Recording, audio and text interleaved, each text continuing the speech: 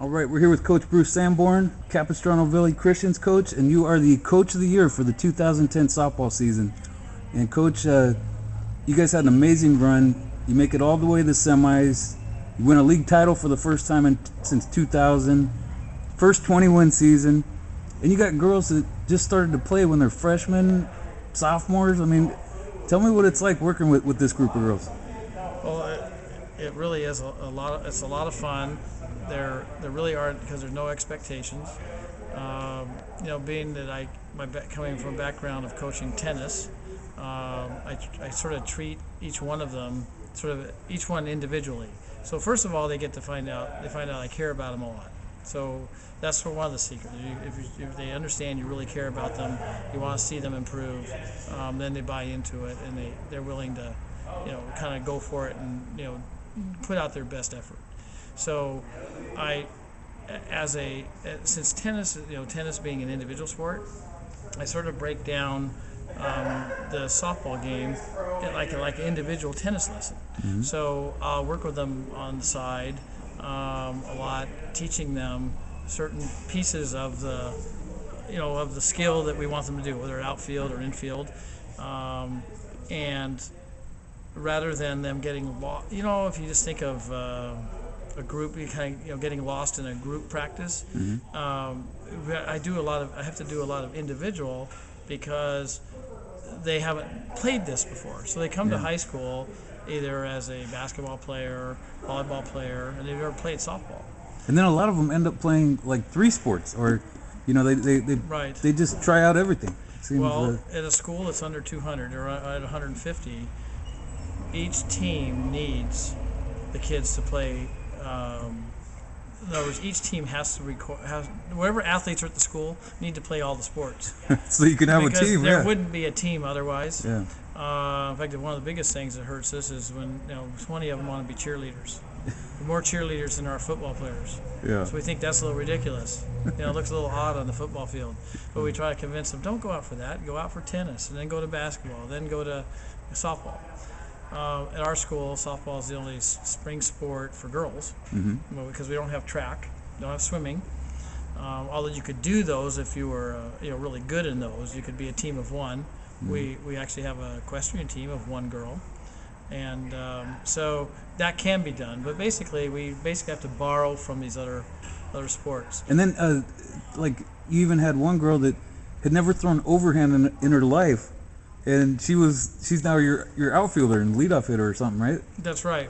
She couldn't throw a ball couldn't throw it 20 feet. Never had thrown overhand ever. I wrote that in a sentence, and my editor said, "Okay, that can't be right? I mean, at some point she threw something, right?"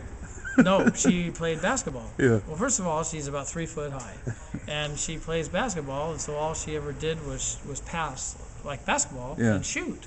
So no, she had never thrown overhand. Yeah.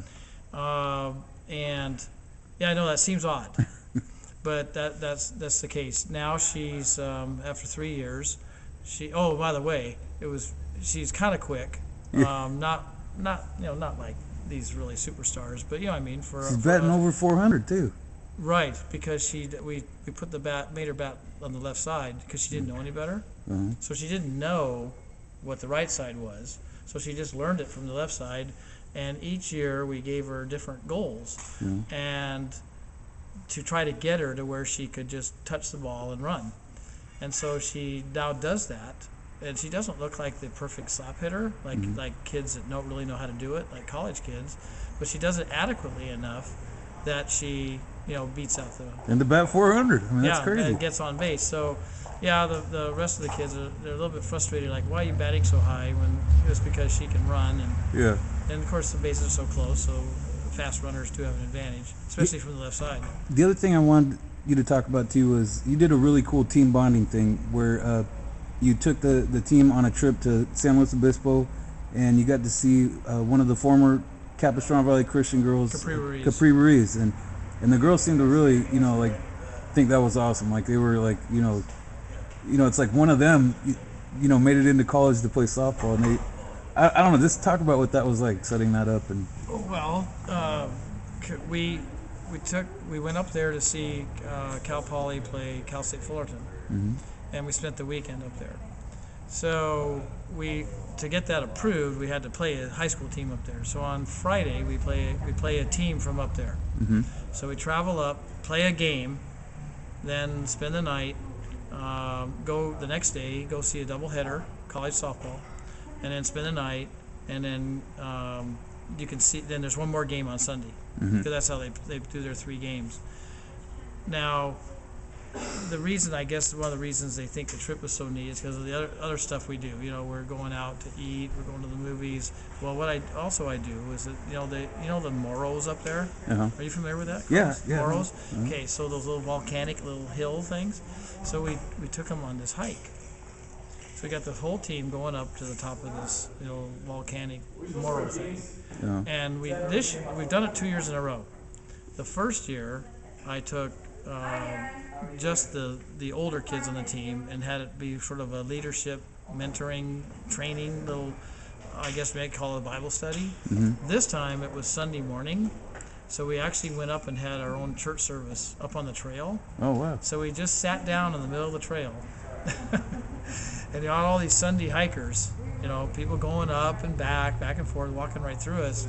So, and here we were, having the kids read from the Bible and talking about it right there in the middle of the trail. So I think that they all thought somewhat unorthodox or bizarre about it, but I think when they looked at it later, they thought, that was a pretty neat thing. Yeah. And it was maybe weird that people were walking through and stumbling over us, but I think when they went home, they thought, that was kind of neat. But on the whole, it brought the team together. It's like a... Yeah, not everybody on the team gets along with everybody, and Yeah. that was to help bring them closer together, and getting to see Capri and getting to see a college game helps me when then I go back to practice and I can say, now you saw how they did it, so you Yeah. remember me telling you this.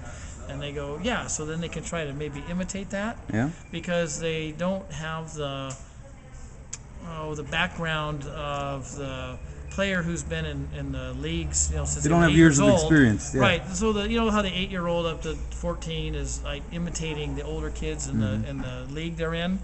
Well, these kids don't have that. Yeah. So you take them to the college game, and that's all they have to look at.